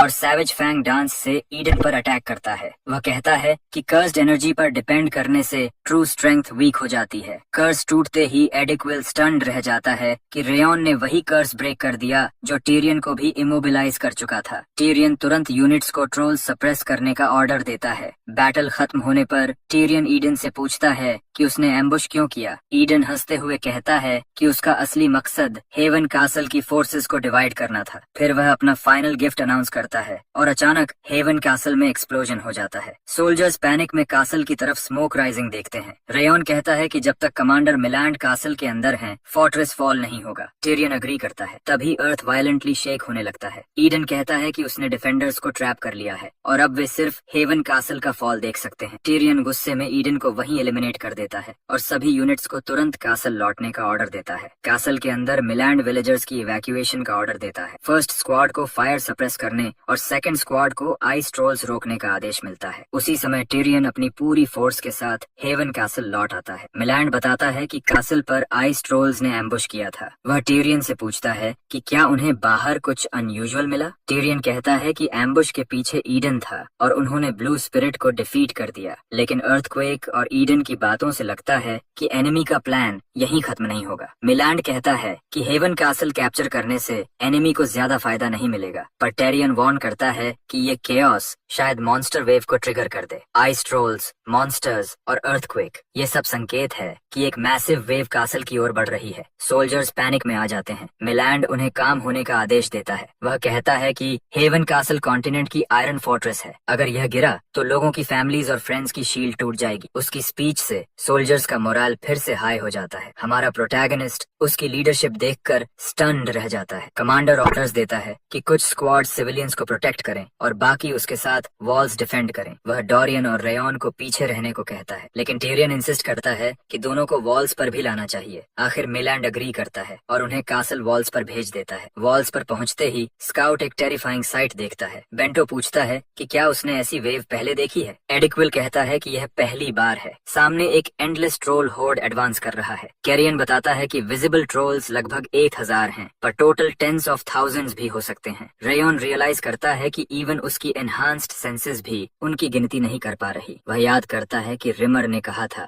haven castle एक इटर्नल बैटलफील्ड है जहां सोर्ड कभी नीचे नहीं रखा जाता। कमांडर ऑर्डर देता है कि जितने सोल्जर्स बच सकते हैं उन्हें बचाओ। मॉन्स्टर्स रोर करते हैं। माइलेंड सोर्ड रेज करके सोल्जर्स को इंस्पायर करता है कि फियर के बावजूद फाइट करें। शील्ड वॉरियर्स और स्पीयर वॉरियर्स फ्रंट लाइन संभालते हैं। आर्चर्स रैम्पार्ट्स पर खड़े होकर एरोज फायर करते हैं। एरोज की रेंज से कई मॉन्स्टर्स घायल हो जाते हैं। तभी स्काउट अलर्ट देता है कि एक एलीट ऑर्क कैसल गेट की ओर चार्ज कर रहा है। सोल्जर्स उसे रोकने की कोशिश करते हैं, पर वह अनस्टॉपेबल है। मिलैंड खुद गेट डिफेंड करने आगे बढ़ता है। इसी बीच ऑर्क्स वॉल्स पर चढ़ने लगते हैं। कमांडर ऑर्डर देता है कि जैसे ही ऑर्क्स टॉप तक पहुंचे ऑरा अटैक्स यूज करो। एक ऑर्क वॉल क्रॉस कर लेता है। तभी हमारा हीरो रश करता है और उसे सिंगल स्ट्राइक में एलिमिनेट कर देता है। वह भारी सांस लेते हुए कहता है कि यह प्योर हेल है। हंड्रेड्स मॉन्स्टर्स मारने के बाद भी वेव खत्म नहीं हो रही। अचानक ऑर्डर मिलता है कि सभी units brace for impact. Right side से एक बूम स्कल कैसल वॉल से टकराता है। जोरदार एक्सप्लोजन से हमारा प्रोटैगनिस्ट गिर जाता है और बैटलफील्ड का डरावना दृश्य जारी रहता है। वह घायलों की दर्दनाक चीखें सुनता है और समझ जाता है कि ब्लास्ट की वजह से कई सोल्जर्स दीवार से नीचे गिर गए हैं। जैसे ही वह उनकी मदद करने का सोचता है, उसे मिलैंड का ऑरा मैसेज मिलता है। उसे इंटैक्ट वॉल्स को डिफेंड करने का आदेश दिया जाता है। मिलैंड याद दिलाता है कि अगर छोटी चीजों में उलझे तो बड़ी रक्षा टूट जाएगी। रेयन लॉजिक समझता है, लेकिन तय करता है कि वह जितने सोल्जर्स बचा सके बचाएगा। अचानक हमारा हीरो दीवार से नीचे कूद जाता है घायलों को बचाने के लिए। रात उसे पागल कहता है और पूछता है कि क्या वह अकेले नीचे सबको प्रोटेक्ट कर पाएगा। रायन मानता है कि यह मुश्किल होगा, लेकिन अपनी सेंसेस को लिमिट तक पुश करने का फैसला करता है। रात चेतावनी देता है कि आगे सिर्फ मौत है, फिर भी वह तलवार कसकर पकड़ता है और कसम खाता है कि किसी को आगे नहीं बढ़ने देगा। बैटल एंडलेस हो जाता है। उसके हाथ फट जाते हैं, खून बहता है, ऑरा की आखिरी बूंद तक खर्च हो जाती है। उसकी दुनिया बस सोर्ड की कट्स और खून के क्रिम्सन रंग तक सिमट जाती है। टाइम का कोई मतलब नहीं रह जाता। ब्लड रेड मून आसमान में फीका पड़ता है। आखिरकार उसके सामने कोई मॉन्स्टर नहीं बचता। कहीं दूर एक मास्क्ड लेडी अपने ऑर्ब से रेयन को देखती है। उसका ओरिजिनल गोल हेवन कैसल को डिस्ट्रॉय करना था, लेकिन रेयन्स एक्शंस उसे अनएक्सपेक्टेड हार्वेस्ट देती हैं। सुबह होने पर रेयन बेड में जागता है। उसकी आखिरी मेमोरी कैसल वॉल्स के टूटने और आखिरी दम तक लड़ने की होती है। अचानक युवा रोते हुए उसके पास दौड़ दौड़ती है। बाद में डोरियन बताता है कि वह 3 डेज तक नहीं उठा और सबको डर था कि वह मर गया है। रेयन माफी मांगता है और थैंक्स करता है। डोरियन कहता है कि असली क्रेडिट युवा को जाता है, जो टैवर्न की जॉब के बावजूद लगातार उसके पास रही। युवा सूप लेकर आती है और धीरे खाने को कहती है। रेयन उसे धन्यवाद देता है। वह मजाक में कहती है कि रेगुलर कस्टमर्स की केयर करना बिजनेस एटिकेट है। रेयन उठते हुए कहता है कि आज ब्रांच ऑफ फ्रॉस्ट में ग्रीसी फूड खाएंगे। डोरियन कहता है कि पहले सबको दिखाना चाहिए कि वह ठीक है। डोर खुलते ही सोल्जर्स रेयन को हेवन कासल का हीरो कहते हैं। सब रिलीफ और खुशी जताते हैं। कोई ड्रिंक्स ऑफर करता है, कोई कसम खाता है कि यह एहसान नहीं भूलेगा। रेयन स्टंड खड़ा रहता है। तभी मिलैंड आता है। वह बताता है कि यह वेव अनप्रेसिडेंटेड थी, लेकिन रेयन्स वजह से एक भी लाइफ लॉस्ट नहीं हुई। मिलैंड कहता है कि भले रेयन मर्सनरी बनकर आया हो, पूरा फोर्ट्रेस उसका कर्जदार है। तभी एडिक्विल आगे आता है। वह मानता है कि उसने रेयन को गलत समझा। उसने उसे इनएक्सपीरियंस्ड समझकर नीचा देखा, लेकिन घायलों को बचाने के लिए दीवार से कूदना यही एक सच्चे सोर्ड्समैन की पहचान है। एडिक्विल सिर झुकाकर रेयन से माफी मांगता है। मिलैंड घोषणा करता है कि रेयन्स अचीवमेंट के सम्मान में फेस्टिवल होगा। ब्रांच ऑफ फ्रॉस्ट में 3 डेज तक फूड और ड्रिंक्स फ्री रहेंगे। सोल्जर्स खुशी से जश्न मनाने दौड़ पड़ते हैं। मिलैंड रेयन से ज्वाइन करने को कहता है। मीनवाइल वाइस कमांडर और लीडर्स मीटिंग हॉल में जाते हैं। मीटिंग हॉल में टिरियन कहता है कि रेयन को प्रॉपर रिवॉर्ड मिलना चाहिए क्योंकि उसने काउंटलेस लाइव्स बचाई हैं। मिलैंड कहता है कि गोल्ड से ज्यादा वैल्यूएबल गिफ्ट देगा, हेवन कासल का आर्टिफैक्ट आर्मर। वह बताता है कि यह white soul armour orc lord की माना स्टोन से बना है। यह स्नोहॉर्न्ड सोर्ड से भी ज्यादा प्रेशियस है।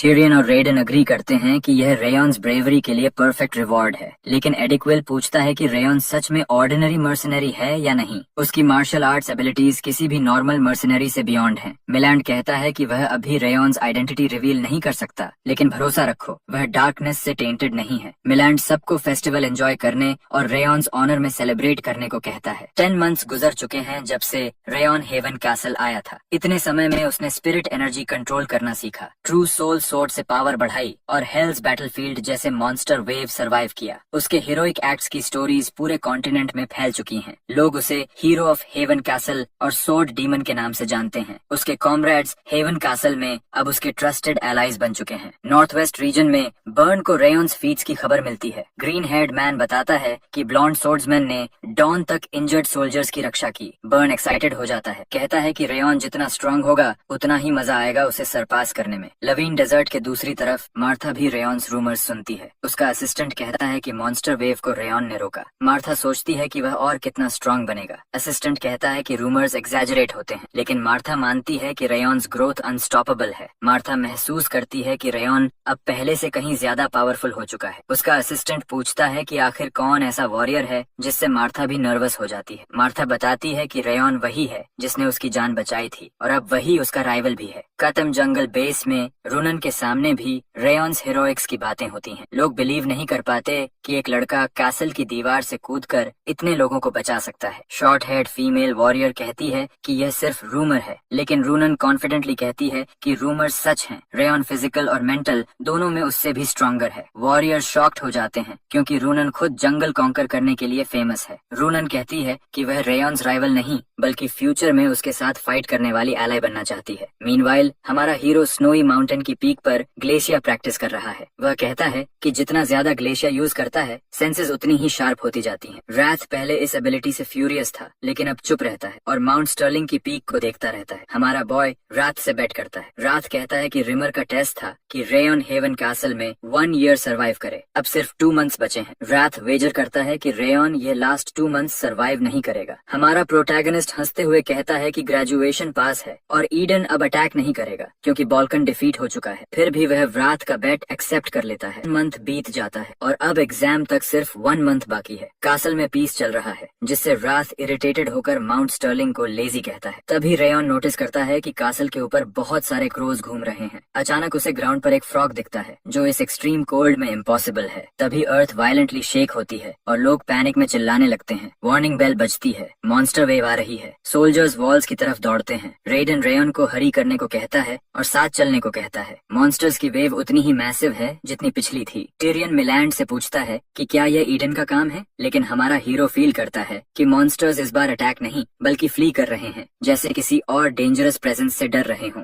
तभी राथ कहता है कि कुछ बड़ा आ रहा है और रेयन को याद दिलाता है कि उसने पहले वार्निंग दी थी। रेयॉन अनईजी होकर पूछता है कि आखिर क्या होने वाला है। रात कहता है कि अब बहुत देर हो चुकी है। व्राथ कहता है कि जो चीज आ रही है वह ऑलरेडी अवेकन हो चुकी है, वह सबको सेंस कर चुकी है और अब तब तक नहीं रुकेगी जब तक हेवन कैसल के हर जीव को इरेज नहीं कर देती। ब्रेसलेट में वापस जाते हुए रात हिंट देता है कि शायद वह क्रीचर सैक्रिफाइस मिलने पर रुक जाए। रेयॉन पैनिक में पूछता है कि आखिर कौन सा मॉन्स्टर आ रहा है, पर रात कुछ भी बताने से मना कर देता है। रेयॉन तुरंत कमांडर मिलैंड से पूछता है अगर ऐसा एनिमी आ जाए जिसे वे डिफीट नहीं कर सकते तो प्लान क्या है। मिलैंड शॉक हो जाता है लेकिन कहता है कि हेवन कैसल का पर्पस ही यही है कि वे लास्ट ब्रेथ तक फाइट करें। इवन अगर उन्हें खुद सैक्रिफाइस होना पड़े, उन्हें सिविलियंस के एस्केप के लिए टाइम बाय करना होगा। नाइट में एडिक्विल मॉन्स्टर्स के बिहेवियर में चेंज नोटिस करता है। वह ऑर्डर देता है कि मॉन्स्टर्स को पुश बैक करो। तभी हमारा हीरो देखता है कि एनिमल्स और क्रोज भी कासल की ओर भाग रहे हैं। यह वेव में अनहर्ड ऑफ है। मिलैंड टिरियन को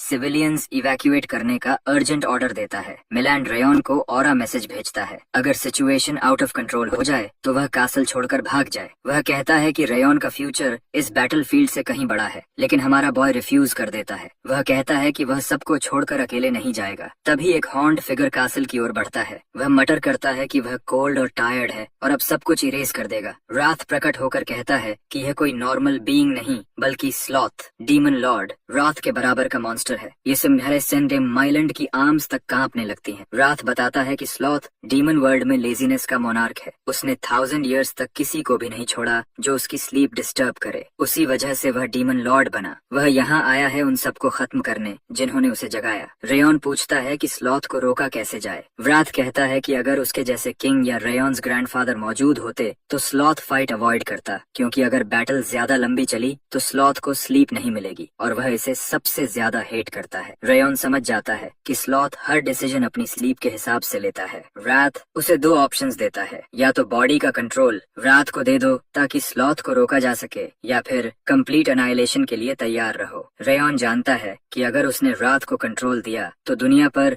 2 डीमन लॉर्ड्स का खतरा आ जाएगा। इसलिए वह सोचता है कि अगर ऐसा करना पड़ा तो रात को सिर्फ स्लॉथ को रोकने के लिए अलाउ करेगा। तभी कमांडर मिलैंड आता है। वह रेयॉन की ब्रेवरी की तारीफ करता है और खुद को सैक्रिफाइस करने के लिए तैयार हो जाता है। वह कहता है कि उसकी लाइफ पूरी हो चुकी है, लेकिन रेयॉन ज़ीरा अभी शुरू हुआ है। यह सुनकर हमारा हीरो इंस्पायर्ड होता है और डिसाइड करता है कि वह फाइट से पीछे नहीं हटेगा। माइलैंड ऑर्डर्स देता है कि सिविलियंस तुरंत इवैक्यूएट हों। टिरियन प्रोटेस्ट करता है, लेकिन मेलैंड उसे समझाता है कि उसका ड्यूटी है जितने लोगों को बचा सके बचाए। रिलक्टेंटली टिरियन साउथ गेट खोलने का आदेश देता है। सोल्जर्स रिट्रीट करते हुए हमारे हीरो से सरवाइव करने की उम्मीद करते हैं। इस बीच स्लॉथ कासल गेट पर पहुंच जाता है। उसकी ऑरा इतनी पावरफुल है कि एक एनर्जी वेव रेयॉन को नीज पर गिरा देती है। रात फिर से वार्निंग देता है, अगर स्लॉथ को रोकना है तो बॉडी का कंट्रोल सरेंडर करो, लेकिन हमारा बॉय हार मानने को तैयार नहीं। वह रात से एक डील प्रपोज करता है। वह रात की एंगर अपने अंदर अब्सॉर्ब करेगा, बदले में उसे स्लॉथ को फेस करने की पावर मिलेगी। रात पहले मना करता है, पर रेयॉन कहता है कि अगर रात अग्री नहीं करेगा तो दोनों मर जाएंगे। आखिर रात मान जाता है। रात की एनर्जी महसूस होते ही स्लॉथ रुक जाता है। तभी हमारा प्रोटैगनिस्ट बोल्डली कहता है कि यह टेरिटरी लॉर्ड ऑफ रात की है और वह रात का वेसल है। रात खुद शॉक हो जाता है कि रेयॉन ने उसे वेसल डिक्लेयर कर दिया। स्लॉथ कंफर्म करना चाहता है कि क्या वह सच में रात का वेसल है। हमारा बॉय कामली कहता है हाँ, और रात किसी भी इंट्रूडर को बख्शेगा नहीं। फिर वह रात की रेज को चैनल करते हुए स्लॉथ पर चिल्लाता है कि अगर उसने टेरिटोरी नहीं छोड़ी तो रात उसे कभी सोने नहीं देगा। रात कंफ्यूज्ड होकर पूछता है कि क्या रेयॉन पागल हो गया है। तभी स्लॉथ डरने लगता है कि कहीं वह स्लीप खो न दे। रेयॉन समझ जाता है कि उसकी ट्रिक काम कर रही है। वह एक्ट जारी रखता है। रात से प्रिटेंड करता है कि वह स्लॉथ पर पावर वेस्ट न करे। स्लॉथ ब्रेसलेट को घूरता है और सोचता है कि अगर रात उसे चेस करता रहा तो वह कभी सो नहीं पाएगा। रेयॉन खुद को रात का वेसल घोषित करता है। वह स्लॉथ को ब्लेम करता है कि मॉन्स्टर्स की वेव की वजह से स्लॉथ की नींद टूटी। वह बताता है कि ईडन ने मॉन्स्टर्स को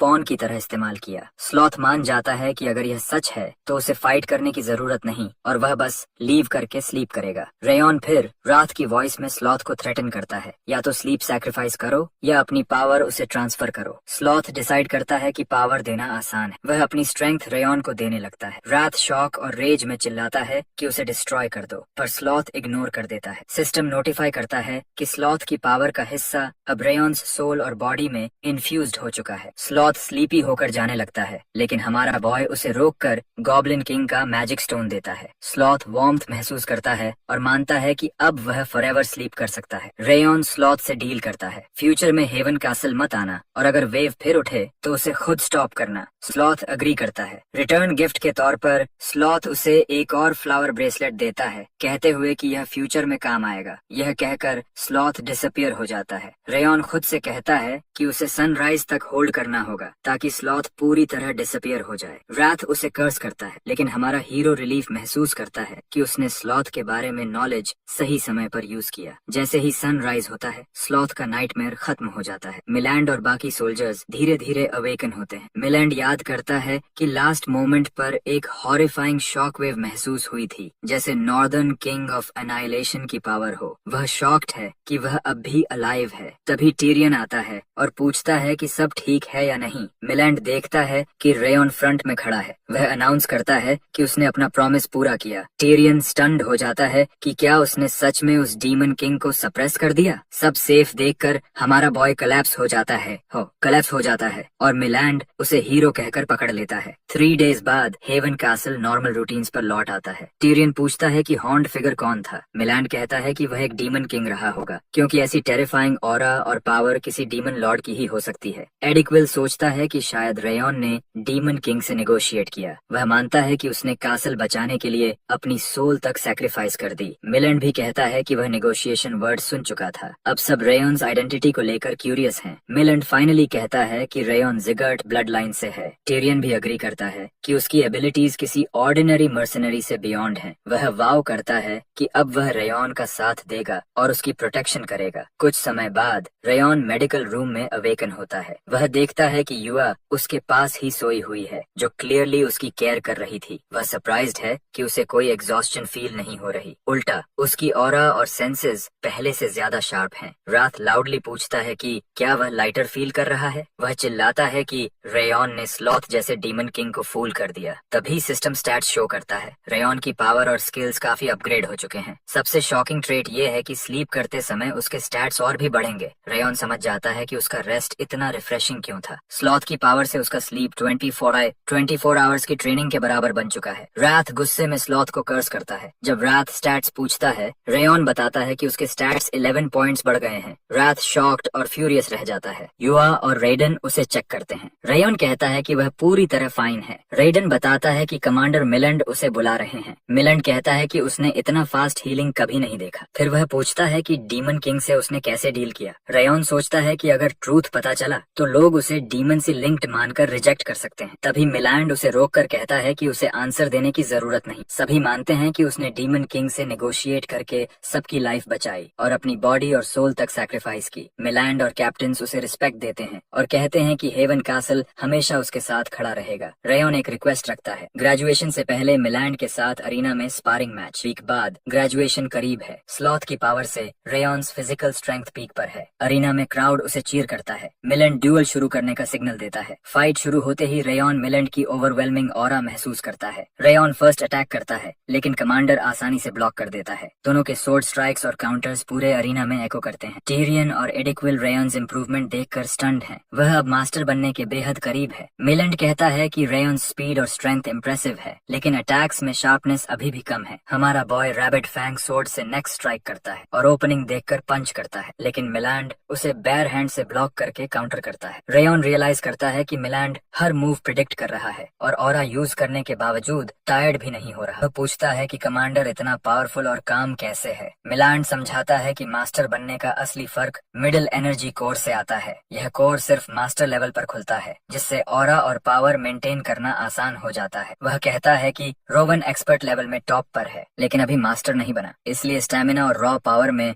वह उसे नहीं हरा सकता। यह सुनकर हमारा हीरो मुस्कुराता है। वह कहता है कि वह खुश है क्योंकि उसे आगे बढ़ने का पाथ दिख गया। मिलैंड डिसाइड करता है कि वह उसे मास्टर लेवल की रियल स्ट्रेंथ दिखाएगा। वह अपनी signature technique ice dragons Ben activate करता है। रेयॉन डॉज नहीं करता, वह भी अपनी स्ट्रॉन्गेस्ट फर्स्ट मूव अनलीश करता है, फायर ड्रैगन्स ब्रेथ, जो 1000 फ्लेम्स टेक्निक की 10th फ्लेम है। दोनों टेक्निक्स कलाइड होती हैं और अरीना में एक मैसिव एक्सप्लोजन होता है। डस्ट सेटल होने के बाद दोनों फाइटर्स स्टैंडिंग रहते हैं। रेयॉन रिस्पेक्ट से बो करता है और अपनी डिफीट एक्सेप्ट करता है। क्राउड उसकी परफॉर्मेंस देखकर चीयर करता है। मिलान प्राइवेटली सोचता है कि रेयॉन्स टैलेंट अब्सर्ड है और वह खुश है कि उसने उसे सपोर्ट किया। अब रेयॉन और डोरियन हेवन कासल छोड़ने वाले हैं। सोल्जर्स उसे फेयरवेल देते हैं। टीरियन और बेटो उसे प्रेज करते हैं। एडिक्विल भी आता है और दोनों मजाक करते हुए हैंडशेक करते हैं, स्ट्रॉन्गर बनने का प्रॉमिस करते हैं। कैसल गेट्स के बाहर डोरियन रूट एक्सप्लेन करता है। तभी युवा दौड़ कर आती है फूड लेकर। रात मजाक में पाइनएप्पल पिज्जा पूछता है। युवा बताती है कि उसने जर्नी के लिए सप्लाईज तैयार की हैं। वह कहती है कि वह बाद में एक फेवर मांगेगी। गुड बाइज के बाद दोनों जर्नी पर निकल जाते हैं। युवा साइलेंटली वाव करती है कि एक दिन वह रेयॉन्स साथ लाइफ का पाथ वॉक करेगी। मीनवाइल 1 ईयर गुजर चुका है। 5th ट्रेनिंग हॉल के ट्रेनीज अब ट्रांसफॉर्म्ड सोर्ड्समैन बन चुके हैं और हॉल फिर से वॉरियर्स से भर गया है। ट्रेनीज आपस में अपनी नई स्ट्रेंथ पर बात कर रहे हैं। कुछ को पूरा भरोसा है कि वे जल्द ही एक्सपर्ट लेवल तक पहुंच जाएंगे। दूर से रिमर उन्हें चुपचाप देख रहा होता है। तभी एक ट्रेनी पूछता है कि क्या रेयॉन लौट आया है, क्योंकि ग्रेजुएशन कल है। दूसरा ट्रेनी चिंता जताता है कि कहीं उसे कुछ हो तो नहीं गया। रिमर उठकर कहता है कि हमारा प्रोटैगनिस्ट कोई ऐसा नहीं जिसे आसानी से किडनैप किया जा सके। वह सबको सेरेमनी पर ध्यान देने को कहता है और मुस्कुराते हुए बैठ जाता है। लेकिन अंदर ही अंदर रिमर बेचैन हो जाता है और लोइन को बुलाता है। लोइन कहता है कि वह कुछ नहीं कर सकता। रिमर डेस्परेट होकर लोइन के पैरों से लिपट जाता है और कहता है कि रेयॉन को 1 महीना पहले लौट आना चाहिए था। नॉर्मली वह लेटर भेज देता, लेकिन हेवनली स्वॉर्ड ऑर्डर ने शैडो सोसाइटी के रोड्स पूरी तरह सील कर दिए हैं। यहाँ तक कि सीलिंग में ट्रैप्स भी लगा दिए गए हैं।